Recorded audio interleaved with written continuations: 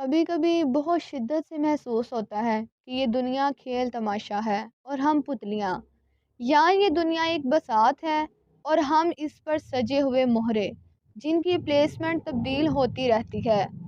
پتلی اور مہرہ ہونے کا احساس اندر ہی اندر عجیب خالی پن اور بے بسی کی کیفیت پیدا کر دیتا ہے۔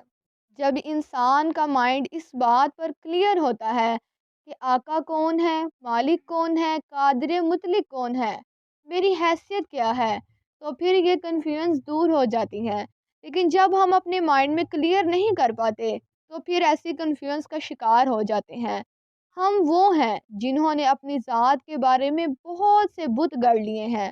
ہم انہیں نہ صرف اپنی ذات کے اندر پالتے رہتے ہیں بلکہ ان کی پوجا کرتے رہتے ہیں۔ کہیں انا کا بت اور کہیں علم زیادہ ہونے کا بت، کہیں عزت دار ہونے کا بت اور کہیں مالدار ہونے کا بت، اور ہم ان بتوں کی پوجا کرتے ہیں۔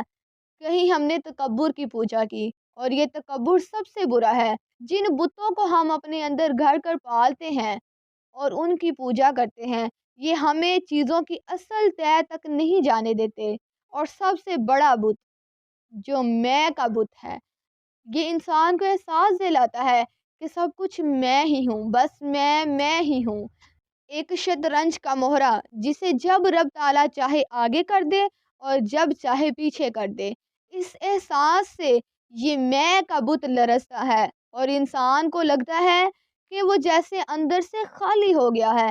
اگر ذہن میں یہ بات کلیئر ہو کہ میرا خالق ہی میرا مالک بلکہ مالک کل اور قادر مطلق اللہ رب العزت ہے، اس کے سامنے میری بساط تو ایک مہرے کی بھی نہیں، وہ صرف مجھے ہی نہیں پوری کائنات کو پالتا ہے۔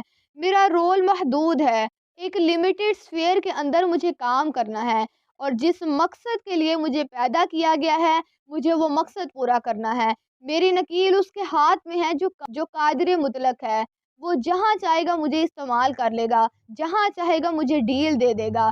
جب یہ سارے کانسیپٹس کلیئر ہو جاتے ہیں تو اس کے بعد جب ہم دیکھتے ہیں کہ کوشش کے باوجود ہمارے کام نہیں ہو رہے، ہم مشرق کی طرف منہ کرتے ہیں اور سفر مغرب کی طرف طے ہوتا ہے، تو پھر ہم جان لیتے ہیں کہ ہمارا مالک یہی چاہتا ہے، کیونکہ تب تک ہمارے دماغ میں یہ بات واضح ہو چکی ہے کہ میں کچھ بھی نہیں، جو بھی ہے رب ہے۔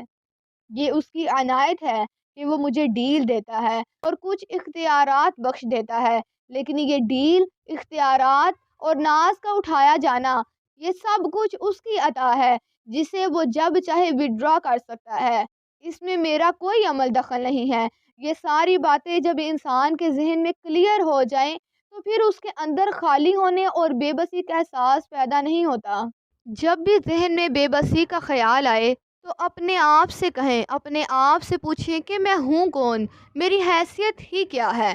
اے میرے رب، سب تو ہی ہے، تو جو چاہتا ہے کرتا ہے اور جیسے چاہتا ہے ویسا ہی ہوتا ہے۔ میں تیرا بندہ، تیری تخلیق ہوں۔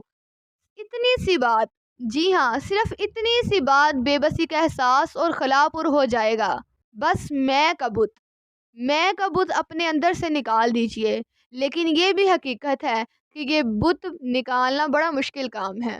بہرحال کوشش کرتے رہیے، انشاءاللہ عز و جل ہم بھی کسی دن منزل پہ پہنچ ہی جائیں گے۔